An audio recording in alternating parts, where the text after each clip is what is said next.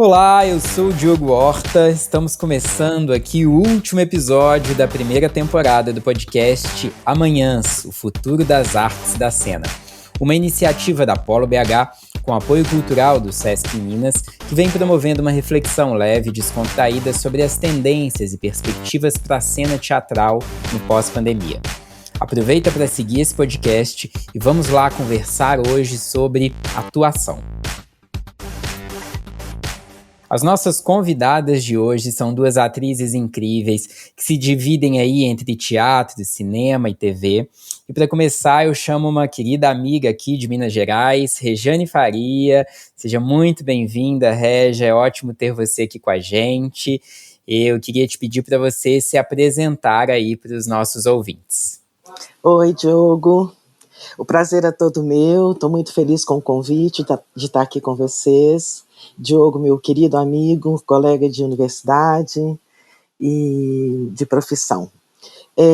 Bom, eu sou Rejane Faria, sou de Belo Horizonte, tenho 60 anos, sou atriz, inicialmente atriz de teatro, depois enveredei pelo cinema e agora televisão. Eu sou formada pela Universidade Federal de Minas Gerais, passei também pela Universidade de Belo Horizonte, onde eu fiz o curso de artes cênicas e teatro. Nesse período da Universidade Federal, eu fundei com outros 4 amigos o grupo de teatro 4Lo5, Teatro do Comum, que agora em 2022 faz 15 anos, e a gente já tem 7 espetáculos em repertório e uma pesquisa continuada de modos de atuação.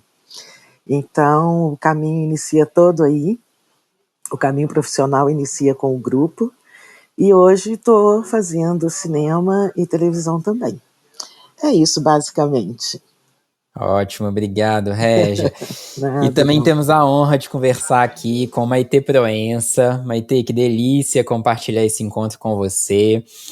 Mesmo sabendo, né, aí da sua larga trajetória, reconhecida como atriz, como escritora, também queria te pedir para você se apresentar aí brevemente para os nossos ouvintes. Tá bom, eu sou Maitê, eu fiz um caminho, assim, acho que o inverso da Rejane.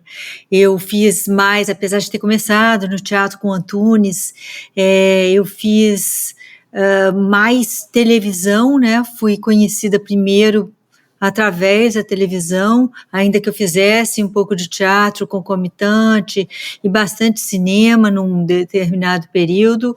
E hoje, de uns tempos para cá, eu estou bem mais voltada para o teatro, tanto na dramaturgia, na escrita, né? Eu tenho 4, na verdade, agora 4 peças de minha autoria, todas já foram encenadas. Fiz também uma adaptação da Mulher de Bath, que é um texto que nem é de teatro, né, mas a gente adaptou para teatro. É um texto do Geoffrey Chaucer, precursor, que inventou a língua inglesa, né? Não haveria o inglês como a gente conhece hoje, como a gente fala hoje, se não fosse pelo Chaucer. O Shakespeare só existe porque existe o Chaucer, e essa peça, que é uma peça medieval escrita em 1300, essa peça não, esse texto, né? Ela é muito cômica, é muito cômico, é uma figura feminina debochada, irônica. Eu que pensava que as mulheres medievais ficavam em casa chorando com um véu preto na cabeça e chorando pela morte do marido. Essa teve 6 maridos e alguns deles dá a entender que ela matou para se livrar deles, e a peça ela está rodeada de homens, numa excursão para uma peregrinação religiosa, na verdade. E um monte de homem em volta dela, ela se apresenta e depois conta uma história, porque eles, até chegarem no determinado lugar onde eles vão louvar ao santo e tal, eles precisam se ocupar. Era medieval, não tinha televisão, não tinha iPhone, né, não tinha nada disso, eles precisavam se ocupar, então eles contam histórias.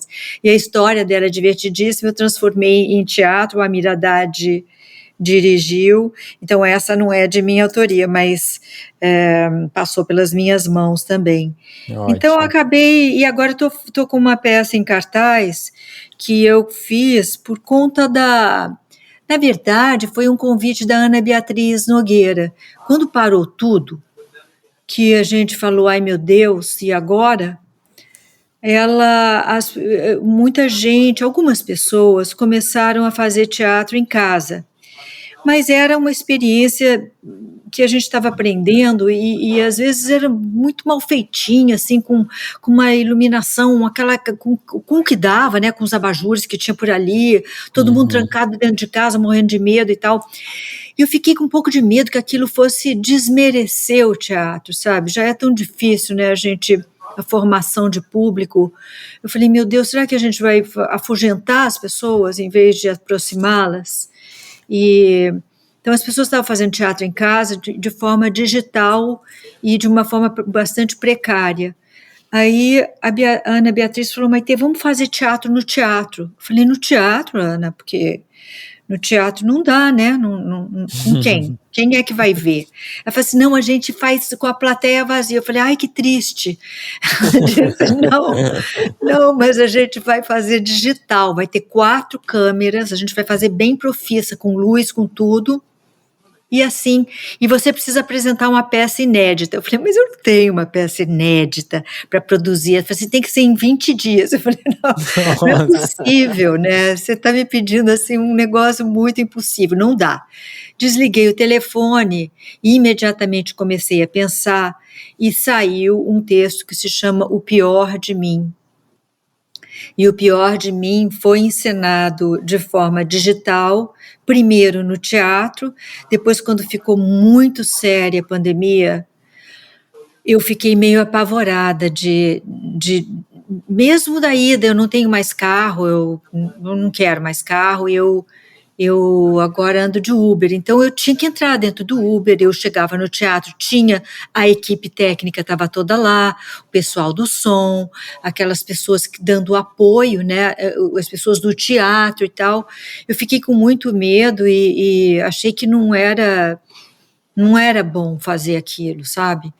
Então, fiz em casa, que foi outra experiência, uma tormenta, mas acabou dando certo, assim, custou muito mais caro do que qualquer dinheiro que teria entrado, não entrou nada, claro, gastei uma fortuna, mas ficou muito lindo, porque aí era ainda mais íntimo, porque eu estava mostrando uma parte da casa para falar de uma coisa pessoal, né, e para me contrapor a tudo isso que a gente está vendo nas mídias sociais, que são as pessoas que não existem, pessoas perfeitas, cheias de amigos e alegria e com uma vida perfeita, bem-sucedidas e tal. Eu falei, não, está na hora da gente ter um pouco de verdade, né? Tem a fake news, já tem os reality shows, que é outra mentiraiada, e aí eu fiz o Pior de Mim, e agora a gente vai para a estrada com O Pior de Mim, e ver como é que ele funcionou muito bem no digital, e agora a gente vai adaptar para plateia de verdade, né? Vamos fazer teatro de verdade. Com certeza. A gente teve, inclusive, aqui o Rodrigo Portela, né, que é diretor desse espetáculo, no nosso primeiro episódio. Ele é maravilhoso, Rodrigo, né? Ele é talvez o melhor diretor da geração, assim, dessa nova geração, e eu chamei ele para dirigir, só que ele estava no interior de Alagoas e eu aqui na minha casa em Copacabana. Então, vocês imaginem como que foi o ensaio, né? Sim. Mas muito, muito bom. E a gente teve o espetáculo aqui também, né? A gente teve a honra de transmitir ele aqui no canal do YouTube do Sesc Minas, né? Na temporada da Polo BH. Já tivemos esse prazer de conhecer ele digitalmente, esperamos também em breve poder ver presencial, né?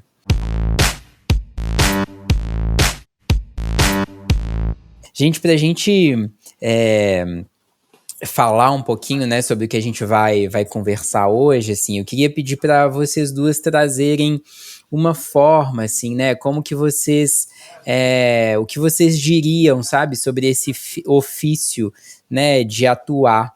Então, como vocês traduziriam, como vocês definiriam isso para os nossos ouvintes? A gente veio fazendo isso em todos os outros episódios, então a primeira pergunta seria essa, assim, sabe? O que é atuar para vocês?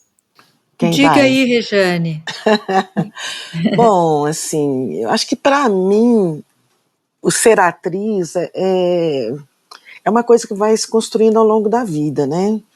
A gente vai construindo esse ofício com as vivências, porque isso faz com que a gente acrescente um novo pensamento a cada dia, né? Com as coisas que a gente vai aprendendo, vai experienciando, e isso vai formando o que a gente vai levar para o público enquanto atriz. E a sua própria forma e capacidade de construir uma personagem, uma narrativa, né? Então, para mim, essa oportunidade, de fato, o ser atriz é uma oportunidade de me colocar como cidadã no mundo, assim. Começando pelo meu entorno, né? As coisas que me acontecem no dia a dia, que vão alimentando, e essas experiências, elas, sei lá, boas ou ruins, certamente elas vão dando suporte, né? Para criar novas perspectivas de atuação. E coisas que às vezes nem são minhas, mas que eu estou enxergando, que eu estou observando, né?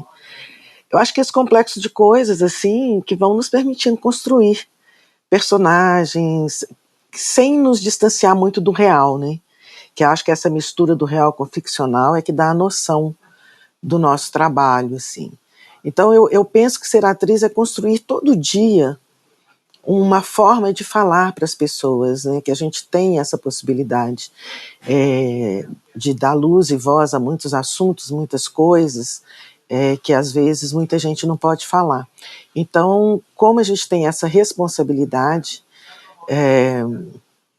de representatividade e dessa possibilidade de estar em vários canais, em vários lugares, para falar de temáticas importantes, eu acho que essa construção diária da observação e das suas próprias experiências, elas vão fazendo a atriz a cada dia, né? Porque é uma coisa que é inacabada, né?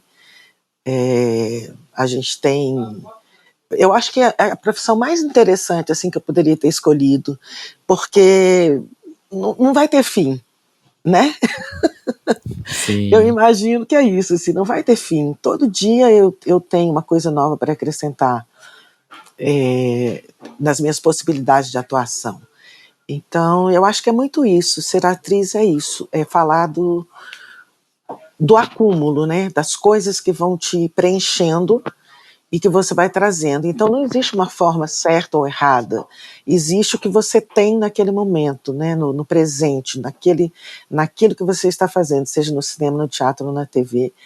Ali você está presente.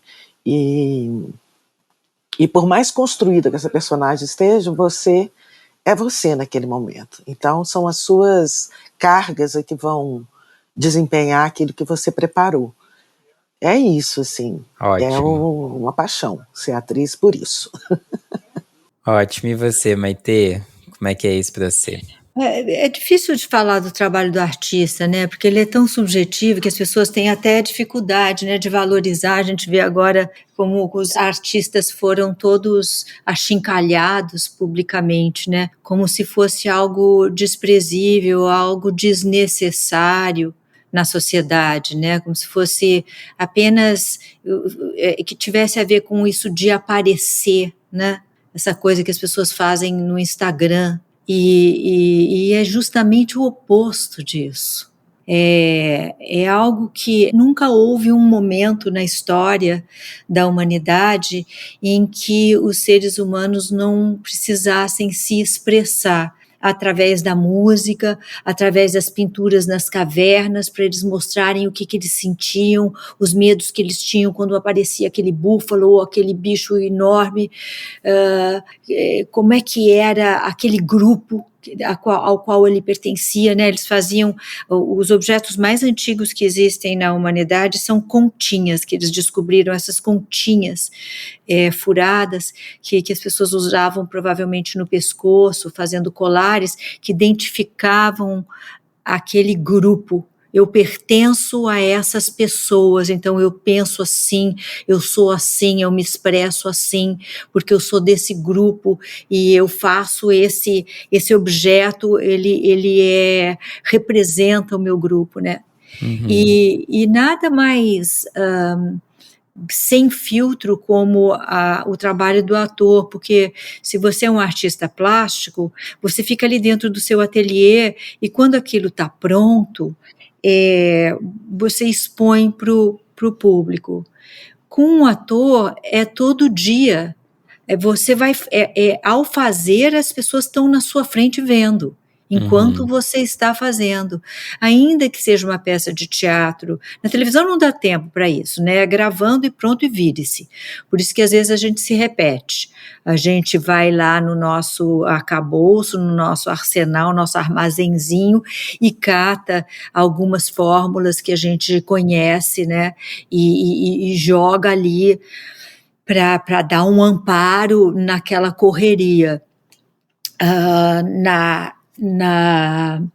No teatro, não dá para fazer isso. Você ensaia, joga todas as possibilidades, faz tudo que é ruim, você coloca no ensaio, vai aos teus extremos, e daí vai tirando, vai filtrando, até sobrar aquilo que funciona para a peça como um todo, que funciona em relação aos outros atores, que conta bem aquela história, sem puxar a atenção toda para você, mas para o conjunto, para a história, para o que precisa ser dito.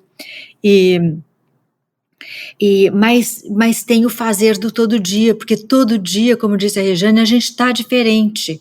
Todo dia a gente está emocionalmente alterado. Então, como o nosso material de trabalho são as nossas emoções, e justamente é aí a encrenca do ser humano, porque os seres humanos têm muito medo das próprias emoções, e quando elas chegam a extremos, as pessoas tomam muito remédio. O Brasil é o país que mais toma remédio para acalmar, para dormir, do mundo. A gente tem muito pouca capacidade de lidar com as nossas flutuações emocionais. E o ator precisa justamente ir chafurdar naquele lugar, naquelas emoções que a gente tranca 7 chaves, justamente porque se a gente não trancar, você não vai ter nenhum amiguinho. Não vai sobrar ninguém, né? Então, você mantém aquilo lá quieto, mas no palco não. No palco aquilo precisa sair. E quando sai, e quando está a serviço da peça, e aquilo provoca no espectador uma catarse que ele sente, que ele também pode sentir aquelas coisas, e que num momento que talvez não seja igual àquele, mas que seja muito semelhante, com o qual ele consiga se identificar, porque está retratado ali naquela história, ele esteja vivendo aquela situação, ele vai saber o que fazer, porque ele viu no outro, e vendo no outro, ele mimetiza uma forma possível para ele não se arrebentar emocionalmente, para ele conseguir atravessar, né? Quantas vezes a gente não vem no camarim alguém que fala, nossa, isso transformou a minha vida, muito obrigada por ter me feito sentir esse negócio e tocar lá naquele lugar, agora eu sei que eu posso, né?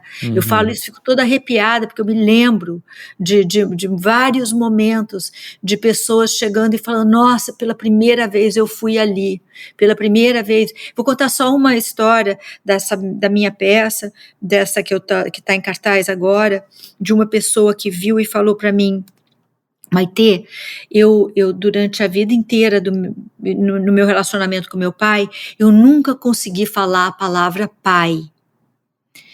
E na hora que ele estava no leito de morte, que eu estava ali do lado dele, eu falei pai 1000 vezes. Pai, pai, papai, papai, papai, pai, meu pai, meu pai. E a minha peça não tem nada a ver com isso. Só que ele para ele, enquanto ele ouviu contar aquela história, ele foi ali e ele teve flashes intermináveis desse momento com o pai dele. Ele reviveu essa coisa que tão bloqueada dentro dele, né? Sim. Então, é isso que a gente faz. Por isso que, além de entretenimento, presta serviço. Com certeza. Eu posso só Claro, fica à complementar? vontade, Régia. Eu acho que isso que Maitê fala dessa desvalorização dos artistas, né, e do ator, principalmente por essa relação tão próxima com o público, ela foi revertida muito positivamente nesse período, né, porque na realidade nós reinventamos formas, foi o que salvou muita gente, né, de ter uma televisão, de ter uma assinatura aí de um canal fechado, dos streams, de poder ver um cinema, de poder ver o teatro virtual, que eu não sei se eu daria esse nome, né, mas atores de teatro fazendo, e essa possibilidade que a gente tem de afetar as pessoas nos seus lugares mais íntimos, isso nos possibilita força para passar por todos esses desmandos, por todo esse desmanche da cultura. Então, eu acho que o nosso grande impulso para não desistir, né, porque seria muito fácil a gente desistir, porque tudo converge para isso, é exatamente essa relação, esses pequenos momentos que a gente tem, esses grandes depoimentos de pessoas que nos assistem, que conseguem se afetar pelo que a gente está fazendo. Então, assim, é de fato uma prestação de serviço humana muito grande e uma satisfação muito relevante, né, para o ser ator, por ser atriz, por fazer o que a gente faz, assim. Eu acho que é isso que nos movimenta, nos move e nos fortalece, de fato. Ótimo, eu ia comentar exatamente isso, Regiane, que essa experiência, né, que a gente viveu de alguma forma aí durante a pandemia com as artes, né, no geral, com a música, com o cinema, e aí essa exploração, né, assim, do teatro nesse ambiente virtual, de alguma forma. A gente também aqui, durante todos esses episódios, a gente deu vários e diversos nomes para essas experiências.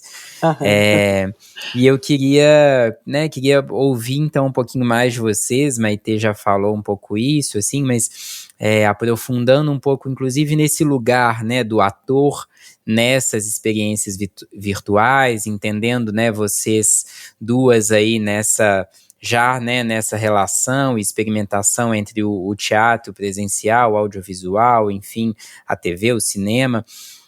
Como que vocês viram, né, essas experiências aí na pandemia, artisticamente, como é que vocês né, viram essa percepção do público, mas sobretudo como é que fica o ator nessa situação, sabe? O que muda para o ator entender ali que ele não está fazendo cinema, ele não está fazendo televisão, ele também não está fazendo teatro, ele está fazendo, parece, alguma outra coisa, enfim, como que vocês veem esse lugar, né, que o ator teve que assumir ali durante esse período todo de pandemia, e lembrando também que a gente teve outras experiências, né, assim, a gente teve espetáculo, né, em plataformas de áudio, né, no Telegram, no WhatsApp, enfim, a gente teve espetáculo via outras redes sociais, teve no YouTube, teve na plataforma de streaming, enfim, uma variedade, né, assim, também,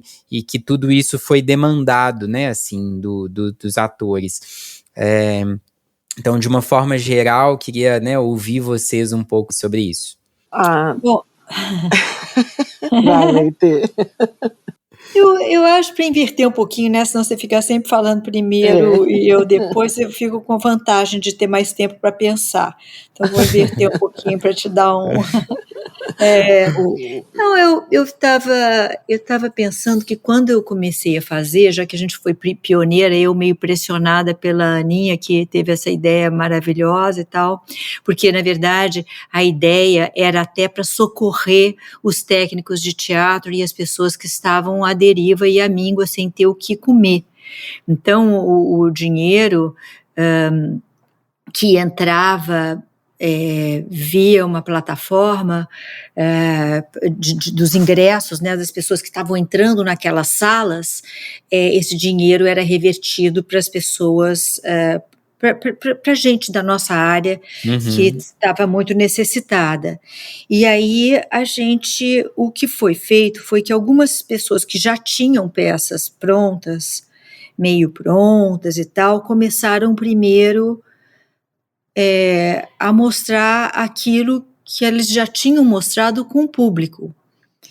E eu olhei aquilo e falei assim, isso não está dando certo, porque teatro filmado, ele nunca dá muito certo, é sempre meio chato, nem os ingleses sabem fazer isso, fica aquele bando de gente lá dentro daquele palco, teatro é para ser ao vivo, não dá certo assim televisionado, é sempre meio esquisito. Aí eu falei, não é isso, nem tem plateia, o que eu vou ficar fingindo aqui que eu estou falando para a plateia? Não pode ser assim.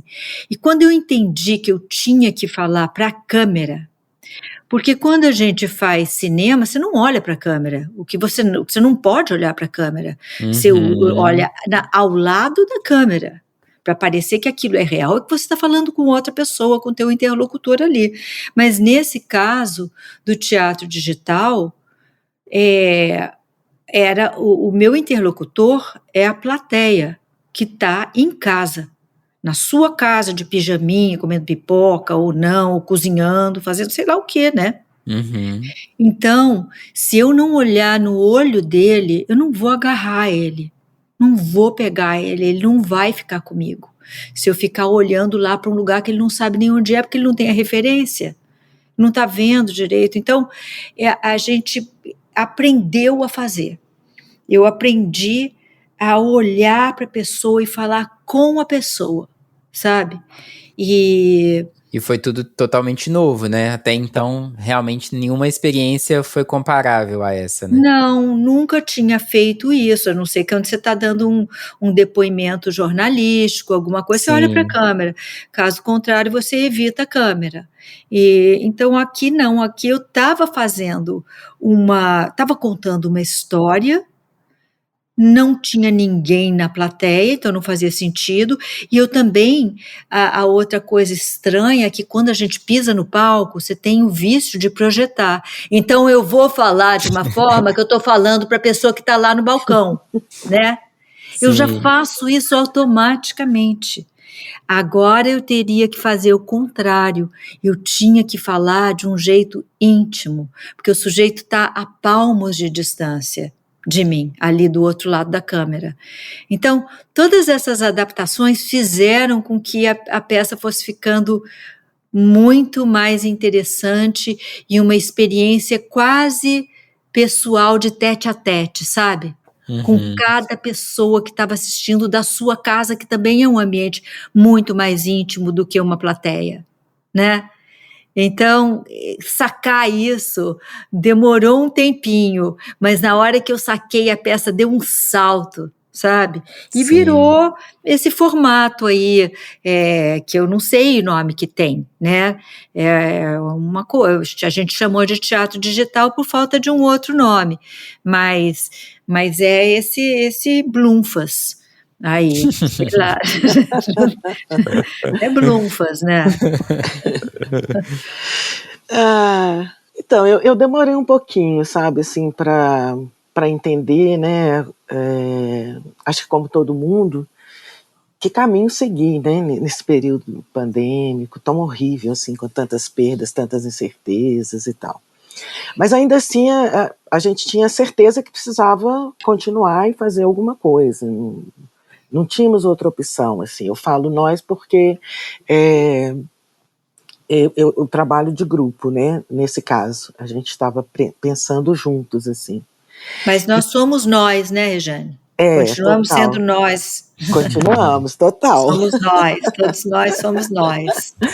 E é isso, né? Assim, e eu ficava pensando, gente, como que nós vamos fazer, assim, né? Porque a sensação que eu tenho é que o teatro que a gente faz, ele inicia quando você sai de casa, por exemplo, num domingo, você come menos, você não toma cerveja, você deixa a sua família e você se dirige para aquele prédio do teatro e chega lá 3 horas antes e encontra aquele palco vazio, aquela plateia vazia, aquele silêncio, todo esse ritual, né? Aí você vai reposicionar objetos, você vai passando seu texto, você vai para o camarim, você toma um banho, você põe uma roupa, você aquece, você conversa com os colegas, você pensa no que aconteceu ontem, como que foi a troca de ontem, o que você recebeu da plateia, como que seu espetáculo vai se construir hoje, porque essa noção de que o espetáculo é construído todos os dias é exatamente junto com as outras pessoas, né? Pelo olhar, pela escuta, pelas impressões que ficam pós-peça, o que as pessoas te falam, o que elas escrevem para você. Isso tudo vai modificar o dia seguinte. E aí eu fico pensando, meu Deus, como que é isso, né? Assim, como que eu vou fazer um teatro virtual? Não pode ser um teatro. É algum produto que eu estou realizando aqui, mas é uma outra coisa. Eu estou longe dos meus amigos de grupo, eu ensaio via virtual, a gente discute como vai ser. E aí, resumindo, no final a gente falou assim, não tem como. A gente não vai fazer, porque os nossos espetáculos, eles são todos autorais e eles são todos de interação com o público. Todos os espetáculos, eles têm uma comunicação muito forte com a plateia, e no sentido de construir mesmo, existem vácuos, lacunas na dramaturgia que são construídos no momento presente daquela obra. Então, virtualmente não tinha como. A não ser o Tragédia, que foi o nosso último espetáculo, que ele é teatro e cinema juntos. Ele foi dirigido pelo Ricardo Alves Júnior, que é um cineasta e também diretor de teatro, em que a gente faz esse exercício de estar no palco. O Tragédia, ele tem como impulso a Antígona. Então, é um texto clássico, então a gente está ali naquela postura clássica, corpo, voz, etc. E com questão de segundos, você já está de frente para a câmera, dando o mesmo texto, né, a continuidade daquele texto, aqui, pequenininho, cinema, né, esse palmos de distância que a Maitê acabou de falar. Então foi um exercício muito importante, muito gratificante de fazer. E esse espetáculo a gente conseguiu reproduzir e fazer ao vivo, inclusive, no teatro, para alguns festivais e tal. Esse rolou por esse motivo, que ele já era um espetáculo que tinha câmera e que tinha esse jogo entre o palco e a câmera. Bom, ok, fomos por aí. E dentro dos projetos que foram possíveis a gente participar, projetos de lei, municipal, estadual, a gente fez leituras dramáticas, reposicionando o texto, refazendo ordem, trocando personagens. A gente foi brincando e fazendo um jogo com isso, mas não conseguimos atuar assim, de falar, isso aqui é uma peça virtual. Isso aí a gente não fez. Porque também a gente entendeu que era uma fase, era uma urgência, era um momento em que precisávamos fazer qualquer coisa que fosse importante, tocante, que afetasse o outro, dentro desse contexto artístico que a gente cria e possibilita, mas que o teatro ele voltaria em algum momento a ser o teatro que a gente, genuíno, que a gente conhece, que a gente quer fazer. Então, com essa certeza, a gente não se assim, meio que não se desesperou para fazer algo, um produto novo, alguma coisa para essa nova linguagem.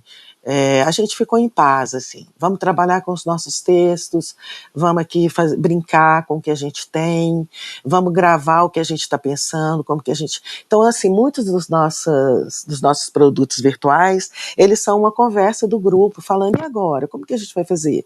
Vamos ler isso aqui? Não, acho melhor a gente fazer isso. E nessa mistura, a gente acabava colocando os nossos textos para o público. Então a gente meio que se virou dessa forma. E fizemos também um projeto do Sesc Pompeia, que chama Desmontagem, que foi uma das coisas mais interessantes que eu vi na pandemia, que são os grupos ou os artistas que trabalham individualmente falando dos seus processos. Escolhia algum espetáculo e falava do seu processo. Era como se estivesse desmontando aquela montagem, contando para a gente como que aquilo surgiu, como que foi passar por toda a produção, construção daquele espetáculo, e o que isso estava reverberando nesse momento que a gente estava passando, assim.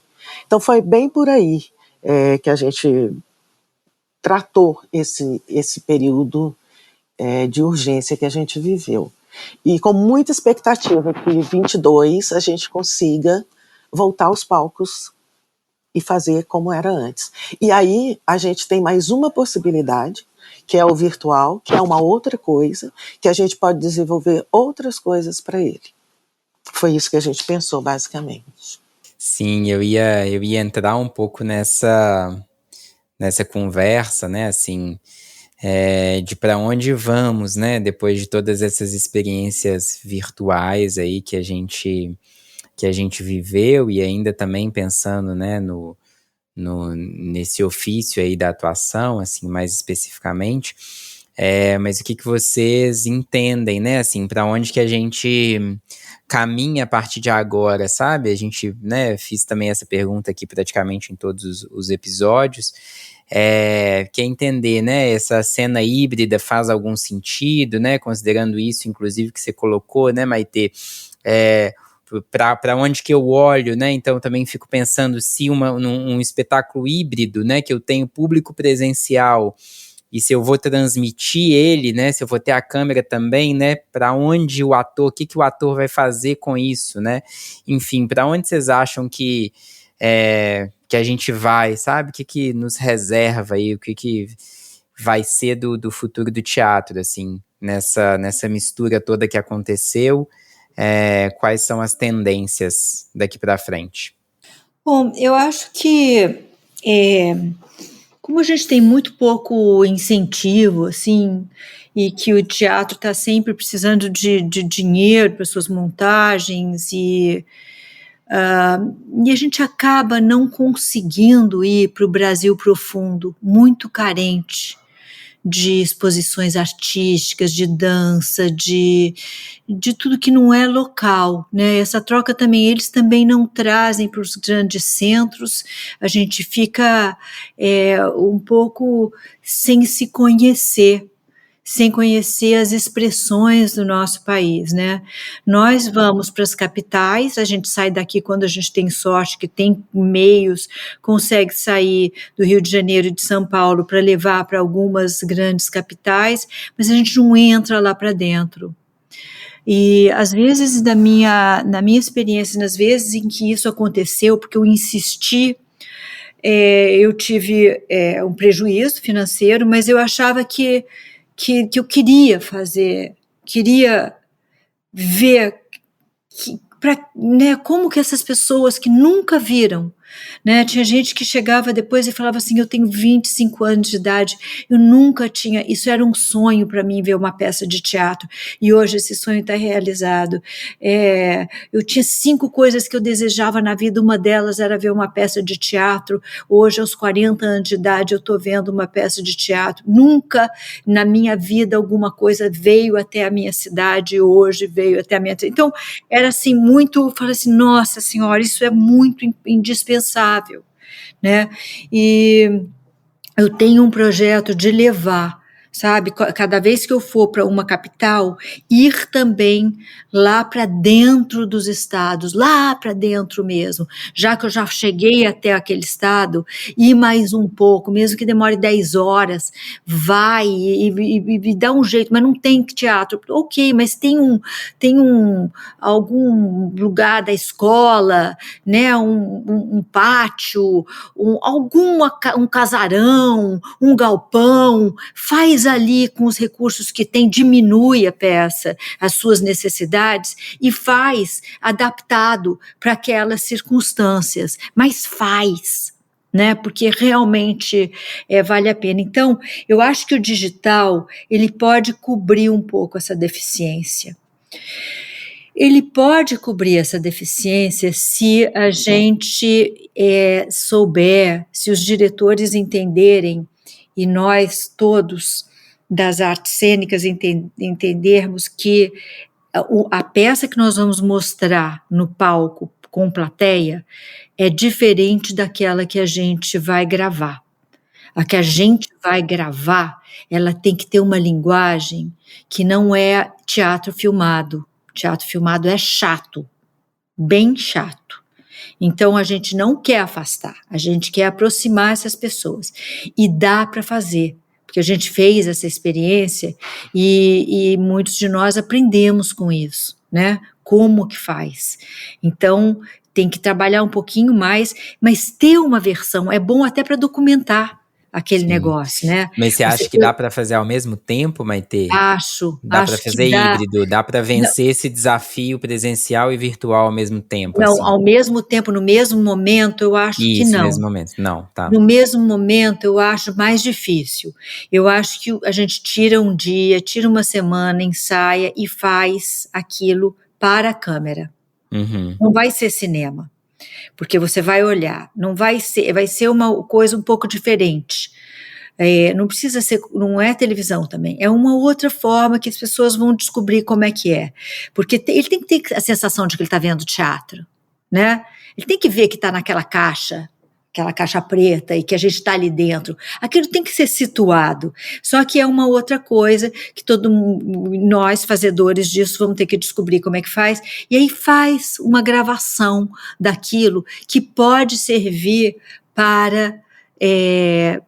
essa versão fica lá para ser exibida para essas plateias que não têm como virem aos grandes centros e para as peças que não têm como viajar até essas plateias.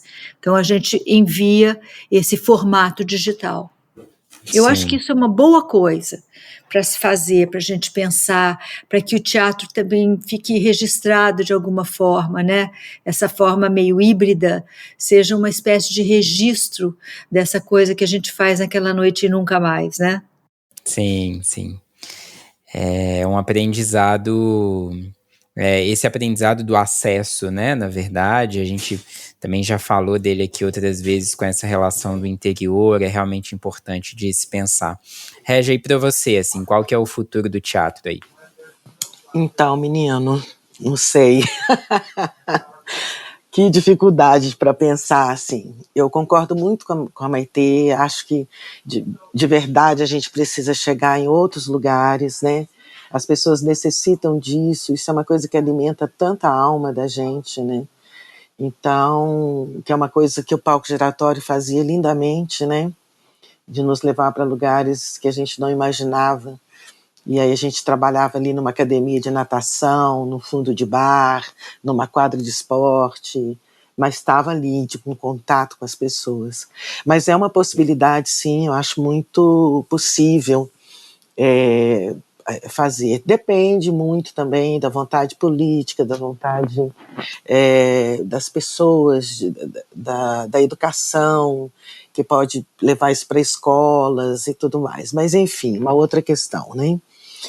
Mas eu fico imaginando que as coisas voltarão ao normal e que a gente vai ter essa possibilidade desse outro lugar de atuação. Eu não tenho planos relacionados a isso, assim. O meu maior desejo é que a gente volte a fazer o teatro como sempre fizemos. E esse novo recurso, eu ainda preciso pensar nele, sabe? Ainda não consegui imaginar, assim, qual produto... Porque uma coisa que me incomoda um pouco é isso, de você não estar sendo visto o tempo todo, porque é uma obra que ela é vista fragmentada. Porque você em casa, você está num outro movimento. Então você está assistindo aqui uma cena no seu celular ou no seu computador, bateu na porta, você larga isso aqui e vai lá. A panela de pressão começou a fazer barulho, você para aqui e vai lá. Né? O neném chorou, você para aqui, aí você vai continuar a ver. É uma possibilidade? É uma possibilidade. Mas eu ainda não entendi para mim como seria fazer um produto que ele pudesse ser visto de forma fragmentada, um produto que eu não visse o retorno, que eu não sentisse o retorno do público, que eu não sei a reação de quem está do outro lado. Eu ainda não consegui pensar nisso, assim. Eu tenho visto várias pessoas fazendo, assisto algumas coisas, mas para mim, pessoalmente, ainda quero pensar um pouco mais, sabe? Talvez um projeto, não sei, várias Criado coisas para passam. isso, talvez, né? Criado para isso, para que as pessoas pudessem ver da forma que elas quisessem e que ele não fosse prejudicado na sua essência, sabe? Sim, sim.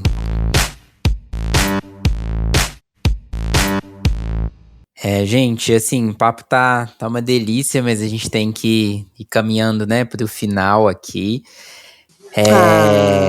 Pois queria queria pedir, assim, né, uma última fala, né, assim, de vocês sobre isso. Fiquei pensando aqui também, né, queria trazer aí, sei lá, uma última também consideração de vocês aí para os jovens atores, assim, sabe, nessa dinâmica, né, assim, de 2 anos de pandemia. A gente sabe que a gente teve muitos jovens atores estudando nesses 2 anos, estudando nesse teatro virtual, né, então nem sei como que os professores, enfim, os alunos resolveram essa questão, né, que experiência que foi essa, enfim, se vocês quiserem comentar um pouco sobre isso, mas de deixar aí uma última fala, assim, sobre esse ofício da atuação, sobre esse futuro, inclusive, né, da atuação, que está cada vez, né, que também é híbrido, né, os atores já viviam esse híbrido, né, os atores como vocês que exploravam já diferentes formatos, né, desse lugar da atuação, já conviviam e viviam com esse híbrido, enfim, mas deixo aí o microfone aberto para vocês fazerem as considerações finais e desde já, né, agradeço mais uma vez pela presença e por essa conversa toda. Bom, assim, eu fico pensando que dentro desse novo modelo, a gente tem pessoas comuns fazendo seus produtos, né, virtuais. A gente tem atores fazendo seus produtos virtuais, né? O que eu acho que os estudantes, os jovens atores precisam investir e entender que é um trabalho artístico. Então, mesmo dentro do seu espaço cotidiano, dentro da sua casa, com a sua câmera, dentro do seu quarto, na sala ou na cozinha, não importa, é um trabalho artístico que precisa ser cuidado, precisa ser pensado, precisa ser interessante, precisa ser afetuoso e precisa ser um trabalho que ele interfira na vida das pessoas de alguma maneira. Não pela facilidade da câmera e do lugar e da não direção, talvez, a pessoa se deixar levar por um lugar mais fácil, mais simples, porque algum resultado vai ter. Só que há de se pensar que resultado é esse, como que eu estou investindo nesse lugar, como que eu me afeto, como que eu afeto o outro, e que tipo de obra eu estou criando, né? Porque exatamente por estar na mão de todo mundo uma câmera e uma possibilidade de criar algum produto, às vezes a gente pode se distanciar dessa responsabilidade que é a responsabilidade do ator. Né? Então eu fico pensando muito que essa atenção ela tem que ser muito fortalecida, a atenção e a atenção da criação. né? Mas acho também que isso facilita muito o acesso também de quem quer fazer alguma coisa e não está tendo a oportunidade de sair para buscar esse tipo de trabalho. Então ele tem que se virar, mas é um se virar profissional, né, que a gente espera, que as escolas, da mesma forma que as escolas se adaptaram nesses últimos anos para continuar o trabalho de ensino, para fazer as suas montagens de formatura, assim como as escolas tiveram esse cuidado de continuar com todo o capricho mesmo, né? Que os alunos também tenham essa mesma intenção, né? Que não se percam e que projetem um futuro, né? Circulando também por outras vias, né? Que seria o teatro, a televisão, o cinema, e cada um deles na sua forma de observação específica, que isso eu acho que de fato é o que modifica, né? O espaço que você está. O ator, ele é o mesmo em todos os lugares, porém a forma e o modelo daquilo que ele está fazendo é que se transforma. E como a Maitê falou, na televisão você tem que acessar uma caixinha e vai, né? No cinema você tem um tempo maior e um contato com a direção e com a técnica que te possibilita um outro olhar e uma outra construção do seu trabalho. E pela internet também é a mesma coisa. Então eu acho que é isso, é não desfocar, não perder a essência da atuação, né? Do fazer artístico com total responsabilidade, com total vontade e com isso, assim, de entregar um produto que interesse para todo mundo, né? Que faça diferença de alguma maneira. Aí fica o meu recado para os atores, para os jovens atores que estão chegando, para aqueles que se desanimaram um pouquinho não, vamos fortalecer e vamos embora. E quero também agradecer a Maitê por esses momentos que a gente passou junto aqui, muito obrigada. Sou uma grande fã sua, adoro seu trabalho, essa força de mulher, né, que vem nos incentivar a estar sempre fazendo alguma coisa. E ao Diogo, muito obrigada, e a toda a equipe técnica aí desse podcast. Muito obrigada pelo convite. Eu acho que a Rejane tem toda a razão no fazer artístico, né? Que não se perca nessa facilidade de ter um celular à mão para você se gravar e mostrar lá qualquer coisa. É como tudo, sabe? Assim, uma vez um rapaz veio falar assim, eu queria contar uma história, mas a história é muito parecida com a minha vida, e aí quando eu começo a escrever, eu choro. Eu falei, não, então não escreve. Não escreve, nem começa, porque para você contar qualquer história que seja, para não ficar melodramática, de mau gosto, horrorosa e autorreferente, você tem que tomar uma distância daquilo, para que aquilo realmente sirva e interesse alguém, e não seja só eu, olha, coitadinho de mim. Você tem que tomar uma distância de metros, e aí quando você não tiver nenhuma lágrima caindo, aí você vai poder escrever uma coisa com uma forma que possa interessar aos outros. Isso na escrita, isso serve também.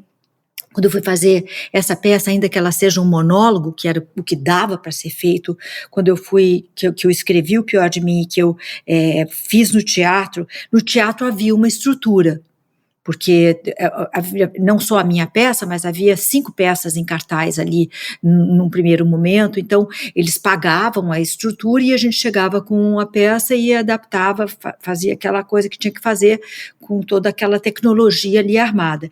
Quando eu resolvi fazer em casa, eu achei que ia ser simples, né? Que eu podia ir simples e barato, pois não foi nenhum dos dois. Foi muito mais complicado. Quando eu vi, eu tinha 9 pessoas dentro da minha casa. Eu fiz com 2 câmeras para poder ficar direito, para não virar essa coisa caseira mal feita e sem sentido. Eu usei eu precisava de 2 câmeras, então eu tinha uma fixa, 3 câmeras na verdade, ficava uma fixa e uma andando comigo, e uma outra fixa, enfim, foi toda uma complicação, tinha uma questão do áudio que precisava ser perfeito, então quando eu me movimentava e as paredes estavam ali no meio das coisas, aquilo interferia no som, então eu precisei todo um equipamento, não foi nada simples, sair do teatro e vir para dentro de casa, e escolher uma nova forma, descondicionar tudo que tinha sido condicionado no teatro, e agora entender que como eu estava em casa, falando para quem estava em casa com a panela de pressão, que eu tinha que ser muito mais contundente, muito mais próxima, tinha um outro formato, eu não podia simplesmente trazer aquilo que eu tinha acabado de fazer no teatro, não ia funcionar.